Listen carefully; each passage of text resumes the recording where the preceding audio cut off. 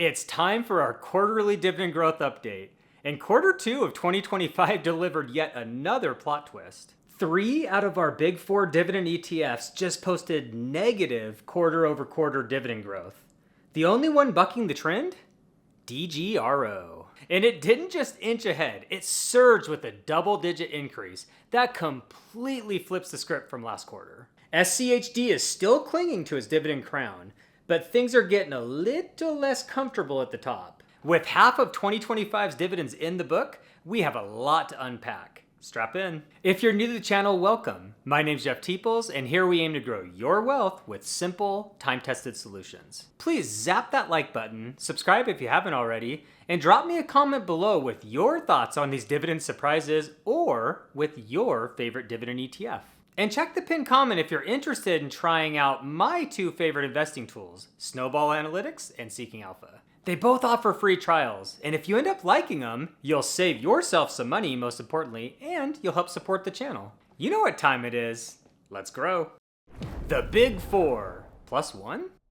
There's a reason I cover SCHD, VYM, DGRO, and VIG every quarter. These 4 have each been around for at least a decade, have expense ratios of under 0.1%, and deliver an attractive mix of yield, dividend growth, and long-term total returns. Seeing any of these in a portfolio I'm reviewing just feels right. That's my litmus test. But lately, there's this new kid on the block. I've been seeing FDVV pop up more and more, and honestly, I don't know if I'll be able to ignore it forever. FDVV is a serious contender that has absolutely blown away our Big 4 on total returns since inception. And relax, we know past performance isn't everything, but that's not the only thing this one has going for it. FDVV is sporting an impressively low 16.41 PE ratio. The total returns are even more impressive knowing that they were achieved with this value tilt in a growth-driven market.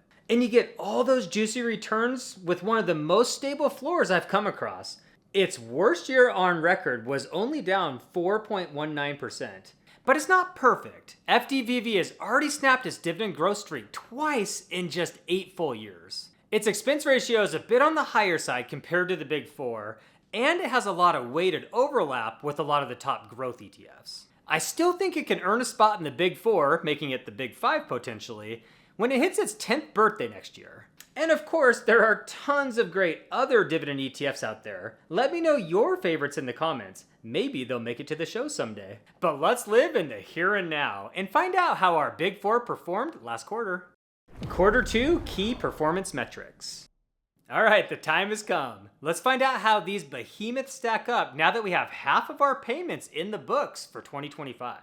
We'll start out here on my dividend growth history spreadsheet that I tracked the Big 4 on, and I have a link to this spreadsheet in the comments below. It's free if you ever want to check it out. And this simple tab here will allow us to knock out 2 of our big 3 KPIs for the dividend stats, our yield and our growth rate. You can see I have quarter 2 of 2025 selected, and I have it sorted by yield. Yield is an important dividend stat, of course, for dividend investors. You don't want to chase it too much for yield traps, but it's always nice to get that cash flowing. And you can see here that SCHD stands apart from its peers with a 3.87% dividend yield. VYM is just over a percentage point lower at 2.68. And then DGRO steps right down the ladder at 2.27 to VIG's 1.72. And then shoot, you might as well throw in VU at 1.3 or whatever it is. So really VIG, it's tough to consider it a dividend ETF, but we're gonna do it because it's my series and I say count it. But with yield out of the way, we're going to step through our different dividend growth rates here. And we have quarter over quarter, 1 year, 3 year, 5 year, 10 year,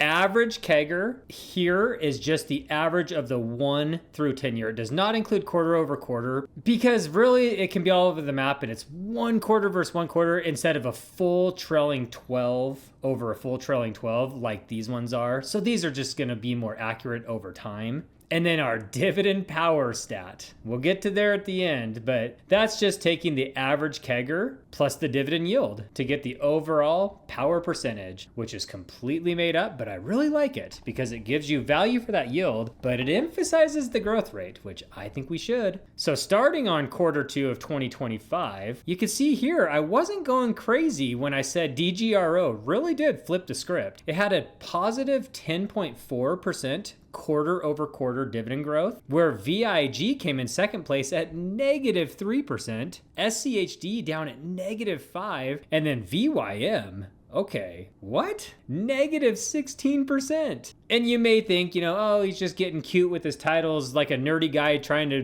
build anticipation, which I don't know, maybe that's true. But check this out, just 1 quarter ago, Q1 of 2025, the spreadsheet's dynamic. Look at this. VYM up 30%, SCHD and VIG came in at about 22%, and DGRO was flat. So 1 quarter later is just completely flip-flopped, and it's fun to see. But we'll just go quickly here. I think these are all important. I like the what have you done for me lately. I care more about the what have you done for me long term, but I think they all add their own form of value. And looking at the 1 year here, you can see the SCHD still has the best year over year dividend growth at positive 8.5%. VIG's there at a solid 5%. DGRO's struggling a bit here at 4%, and VYM is negative. Man, this quarter really hurt. And then moving to the 3-year, we actually have a new 3-year king, DGRO in the double digits at 10.63% to SCHD's sliding 8.19. And then VIG solid as always on this one at 7.15, and VYM is 3.3. And if you've been watching the series for a while, and frankly following these for a lot older than my YouTube channel is, you know that VYM, generally speaking, doesn't grow its dividend as much as either of these three. Its thing is its high yield, which you can see it's not even great at that, frankly, but it's just solid across the board, I guess. And then when you zoom it out 5 years, SCHD takes the crown back at just under 11%, and VIG is right there at almost 10%. Interesting. DGRO comes in at 7.6, and then you have VYM right in the 3s again, just like the 3-year. And here's the most important long-term one, the 10-year of these. I mean, I say the longer the better. I know SCHD's lifetime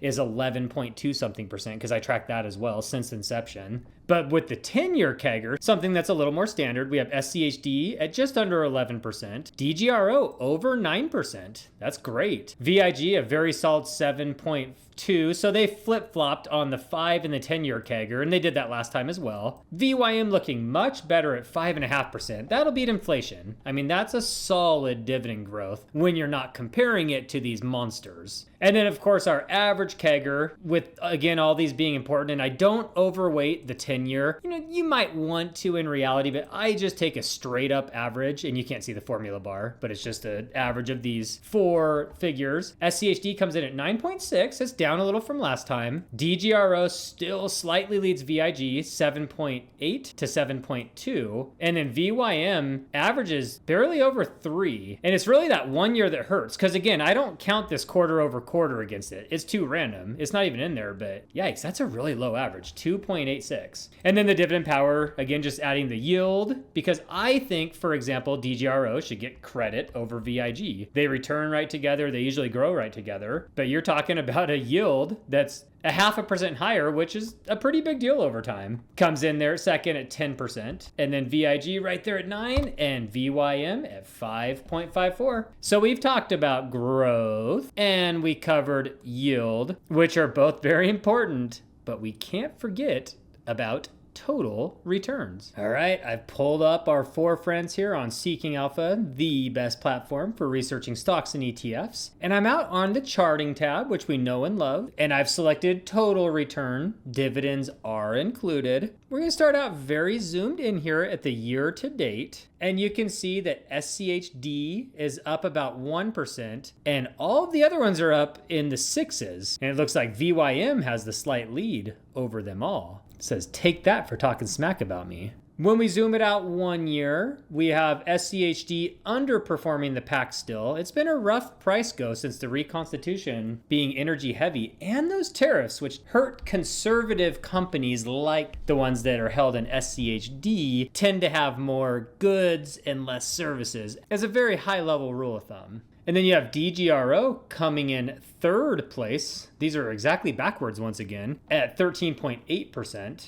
VIG in second place at 14.5%. And then VYM coming in at a solid 17% over the last year. I have these in order of my favorite to least favorite, so it shows what this guy knows. And then when we scooch it out 3 years, this one's actually by far and away the worst for SCHD. It has been for a while. It's at 25.5% compared to VYM being the second worst at 43.43%. 18% is a huge lead in that time frame. And then DGRO actually falls well short of its rival VIG with a 45% to 51% respectively. VIG takes the 3-year crown fairly easily. And when we scooch her on out 5 years, SCHD starts to get more respectable. You can see it did better early on. And I'm looking at the bar down below, the orange bar there. 89%. Still last place though. VIG comes in second to last at 92. DGRO takes that chippy little battle by a couple percent with a 94% return. And VYM with a 100% return, number one over 5 years. I can take my disrespect and get the heck out of here. Wow, that's impressive. Last and not least, the most important one on here is 10 years. Again, the most important would be as zoomed out as possible, but DGRO is just over 10 years old, so this is where we're going to land here. And on this one, VYM comes in last place at 168%, still solid, to SCHD's 185.6, that's good for third place. And then the tech bros are way ahead. DGRO comes in strutting its stuff at 209, but VIG is not having it. 212%.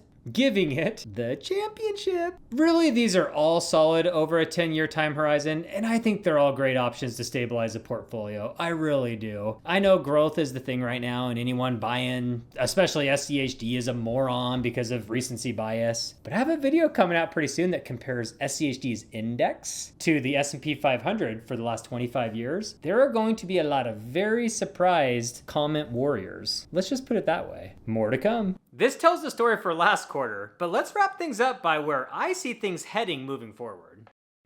Closing thoughts.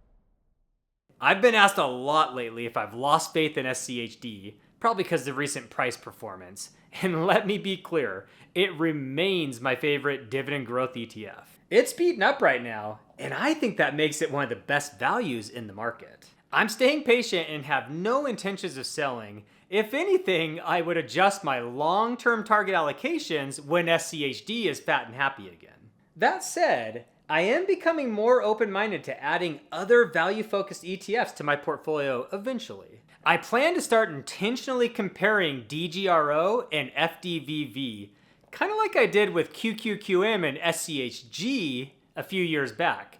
And as many of you know, I ended up buying both of those. We're all going to have different specific holdings, but the real key is building a quality target allocation that you believe in and then staying the course. And speaking of quality, a huge shout out to my 4 new members since my last call out. Thank you for joining for the first time to Long Trend and Sore Feet Travelers. And then welcome back to JM and Edwin Donald. I appreciate each and every one of you. It really is my favorite way of making money on YouTube because it's not based on taking sponsors I don't believe in or just running more ads. So I don't say that in a greedy way to get more people to join, but I really appreciate this type of support. It means a ton to me. And check out one of these 2 videos to continue down your path towards financial freedom. Remember, money is overrated. Freedom is not. Thanks for watching, and I will see you here in the next one. Peace.